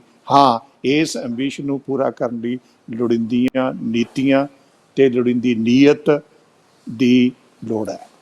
ਬਿਲਕੁਲ ਸਰ, ਬਿਲਕੁਲ। ਸੋ ਜਿਸ ਤਰ੍ਹਾਂ ਕਿ ਅੱਜ ਭਗਵੰਤ ਮਾਨ ਜੀ ਨੇ ਨੀਤੀਆਂ ਦੀ ਗੱਲ ਕੀਤੀ ਹੈ ਤੇ ਨਾ ਨੀਅਤ ਦੀ ਗੱਲ ਵੀ ਕੀਤੀ ਹੈ। ਉਹ ਕਲੀਅਰ ਕਹਿੰਦੇ ਹੋਏ ਨਜ਼ਰ ਆਏ ਨੇ ਵੀ ਸਰਕਾਰ ਦੀ ਮਨਸ਼ਾ ਇਹ ਹੈ ਵੀ ਸਾਡੇ ਇੱਥੋਂ ਨੌਜਵਾਨ ਨਹੀਂ ਬਾਹਰ ਜਾਣਗੇ ਪੜ੍ਹ ਕੇ, ਉਹ ਬਾਹਰਲੇ ਗੋਰੇ ਸਾਡੇ ਇੱਥੇ ਆ ਕੇ ਨੌਕਰੀ ਕਰਨਗੇ। ਨੀਤੀ ਦੀ ਵੀ ਗੱਲ ਕੀਤੀ ਉਹਨਾਂ ਨੇ, ਨੀਅਤ ਪਹਿਲਾਂ ਕਲੀਅਰ ਕਰ ਚੁੱਕੇ। ਨੀਤੀਆਂ ਕਿਹੜੀਆਂ ਹੋਣਗੇ ਆਉਣ ਵਾਲੇ ਸਮੇਂ ਦੇ ਵਿੱਚ ਪਤਾ ਲੱਗ ਜਾਏਗਾ, ਕਿਹੜੇ ਨੀਤੀਆਂ ਲੈ ਕੇ ਆਉਣਗੇ ਜਿਹਦੇ ਨਾਲ ਸਾਡੇ ਨੌਜਵਾਨਾਂ ਨੂੰ ਪੰਜਾਬ ਦੇ ਵਿੱਚ ਹੀ ਨੌਕਰੀ ਮਿਲੇਗੀ ਤੇ ਉਹ ਵੀ ਉਹਨਾਂ ਦੀਆਂ ਡਿਗਰੀਆਂ ਤੇ ਯੋਗਤਾ ਦੇ ਹਿਸਾਬ ਦੇ ਨਾਲ। ਸੋ ਡਾਕਟਰ ਸਾਹਿਬ ਤੁਸੀਂ ਗੱਲਬਾਤ ਕਰਨ ਦੇ ਲਈ ਸਾਡੇ ਨਾਲ ਜੁੜੇ, ਉਹਦੇ ਲਈ ਤੁਹਾਡਾ ਬਹੁਤ ਬਹੁਤ ਧੰਨਵਾਦ। ਸ਼ੁਕਰੀਆ, ਮਿਹਰਬਾਨੀ ਲਖਵਿੰਦਰ ਜੀ। ਸੋ ਇਸ ਨਾਲ ਪ੍ਰੋਫੈਸਰ ਡਾਕਟਰ ਕੁਲਦੀਪ ਸਿੰਘ ਜਿਨ੍ਹਾਂ ਦੇ ਵੱਲੋਂ ਅੱਜ ਦੇ ਇਹਨਾਂ ਹਾਲਾਤਾਂ ਦੇ ਉੱਪਰ ਵਿਸਥਾਰ ਦੇ ਨਾਲ ਚਰਚਾ ਕੀਤੀ ਗਈ ਹੈ ਟਵੀਟਸ ਦੇ ਉੱਪਰ ਵੀ ਕਿਸ ਤਰ੍ਹਾਂ ਦੇ ਟਵੀਟ ਕਾਨੂੰਨ ਵਿਵਸਥਾ ਨੂੰ ਲੈ ਕੇ ਭਗਵੰਤ ਮਾਨ ਦੇ ਵੱਲੋਂ ਆਏ ਨੇ। ਤਾਂ ਨਾਲ ਹੀ ਨਾਲ ਸਮਰਥਨ ਮੁੱਲ ਦੀ ਗੱਲ ਕੀਤੀ ਹੈ ਵੀ ਜੋ ਸਮਰਥਨ ਮੁੱਲ ਦੀ ਮੰਗ ਭਗਵੰਤ ਮਾਨ ਵੱਲੋਂ ਕੀਤੀ ਗਈ ਹੈ ਕਿ ਉਹ ਜਾਇਜ਼ ਹੈ, ਕਿ ਉਹ ਅਸਲ ਦੇ ਵਿੱਚ ਉਹ ਸਮਰਥਨ ਮੁੱਲ ਲਾਗੂ ਕੀਤਾ ਜਾ ਸਕਦਾ ਹੈ ਜਾਂ ਨਹੀਂ ਕੀਤਾ ਜਾ ਸਕਦਾ, ਉਸ ਬਾਰੇ ਵਿਸਥਾਰ ਦੇ ਨਾਲ ਚਰਚਾ ਕੀਤੀ ਹੈ। ਉਮੀਦ ਹੈ ਡਾਕਟਰ ਸਾਹਿਬ ਦੁਆਰਾ ਕੀਤੀ ਹੋਈ ਚਰਚਾ ਸਾਡੇ ਦਰਸ਼ਕਾਂ ਨੂੰ ਜ਼ਰੂਰ ਪਸੰਦ ਆਏਗੀ। ਤੁਹਾਨੂੰ ਇਹ ਚਰਚਾ ਕਿਵੇਂ ਲੱਗੀ ਸਾਨੂੰ ਕਮੈਂਟ ਕਰਕੇ ਜ਼ਰੂਰ ਦੱਸਿਓ। ਅਗਲੇ ਇੱਕ ਪ੍ਰੋਗਰਾਮ ਦੇ ਵਿੱਚ ਫਿਰ ਤੋਂ ਸਾਡੀ ਹੋਏਗੀ ਮੁਲਾਕਾਤ। ਉਦੋਂ ਤੱਕ ਸਾਨੂੰ ਦਿਓ ਇਜਾਜ਼ਤ। ਧੰਨਵਾਦ।